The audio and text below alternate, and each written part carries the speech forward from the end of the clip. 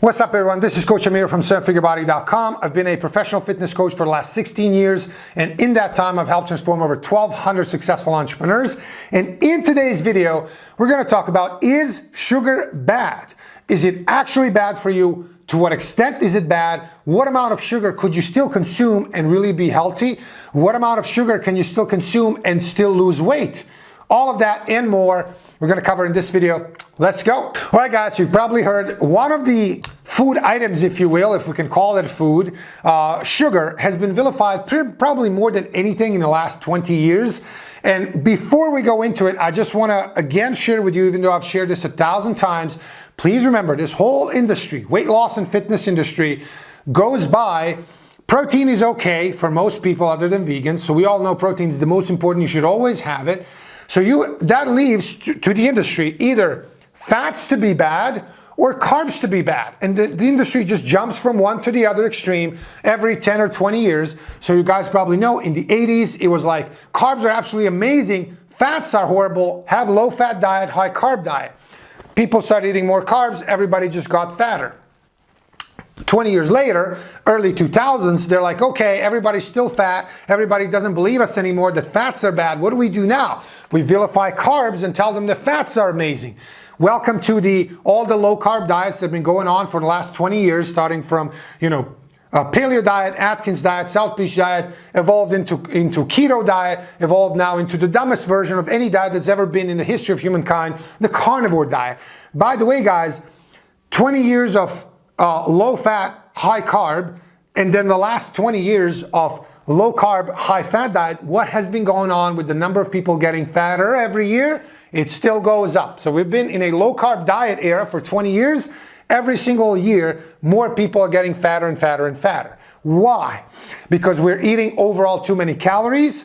All these calories mainly are coming from both carbs and fats. So we're still overeating both fats and carbs. The main reason being that everybody's overweight and getting fatter every year is that we're eating way more calories than we think we are. Has nothing to do with carbs or fats individually. It has to do with we're simply overeating calories in general. Okay? So the number one fix for that, start tracking food. It's going to change everything for you. Now, having said all that, let's talk about, is sugar actually bad? And how bad is it? Now, of course, if you hear any of the carnivore or keto zealots, which most of these people have no brain cells at all, or at least they act like they don't. So in their mind, if you are a healthy, active person with a decent diet, sleep well, stress is low, and you are overall very healthy, and you have like a little, half a teaspoon of sugar a day, that's it. Your health is ruined. You're going to die. You're going to get cancer. You're going to get fat. And of course, the reality is exactly opposite.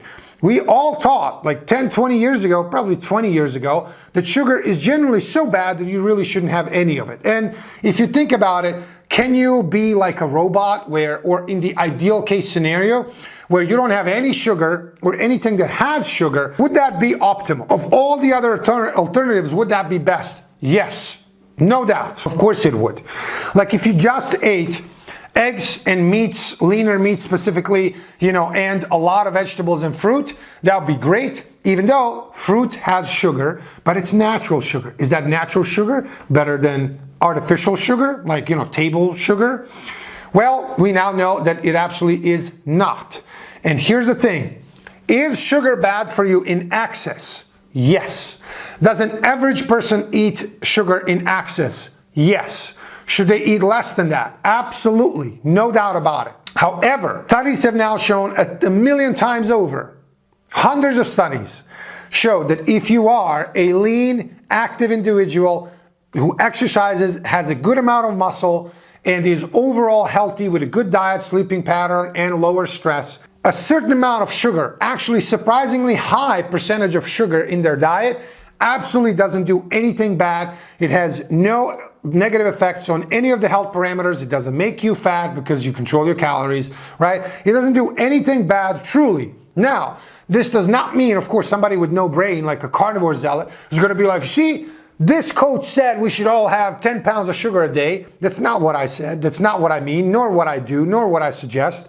And what is true is can have a certain amount of sugar, or foods that contain sugar And that should be a minority of your food. So if we take the 80-20 rule and turn it around and say 10 to 20% of anything you eat can be pretty much whatever you want. It doesn't matter if it's sugar, if it's processed food, if it's processed, fats, processed carbs, processed whatever, it doesn't matter. What does matter is if 80 to 90%, and I would actually say it's better if anything you eat is 10%, anything that you eat that is processed, is really not healthy for you, like French fries, like, processed foods, junk food, pizza, ice cream, all of these things. We know it's not the healthiest thing, but I still want you to enjoy your life.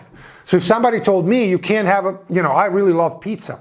So somebody told me you can't have pizza for the rest of your life because whatever, I'd be very sad. And I'd be like, why would I go through life not having any pizza when I like it, not having any ice cream if I like it, not having any chocolate, not having any, if you want to have a beer or whatever else it is, just because it has a little bit of sugar or it has a little bit of fat or it has a little bit of whatever, right? It's not true at all that that's going to negatively affect your health. It's not. What matters is if 80 to 90%, closer to 90% of your food is healthy, good, single item, unprocessed, ideally organic and grass-fed food, even though the differences in scientific studies between grass-fed and organic versus conventional food, there's absolutely no difference whatsoever. It's never been shown that it's any more, effective or healthier, better for your health if you have grass-fed. I would still opt for that because we don't want our meats, pumped with some kind of hormones or whatever else. So guys, please remember, being all or nothing, black or white, is almost always wrong, especially when it comes to human body, because the body is extremely adaptable. Just think about it. There are people who eat 3 times a day in KFC, Wendy's, and McDonald's. Yes, they are very unhealthy, very overweight, terrible. Pretty much every health parameter is probably off. It's terrible, yet a lot of these people tend to live 70, 80 years old. So an average lifespan is 74 for male, 78, 79 for women.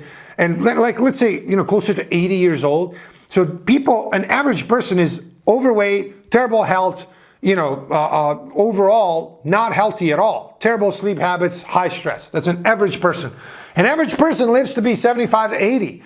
So imagine if we optimize the things that are big things, not like small, irrelevant ones, but the big ones, like how lean are you? How much muscle you have? How much you exercise? What is your VO2 max? How many steps you do?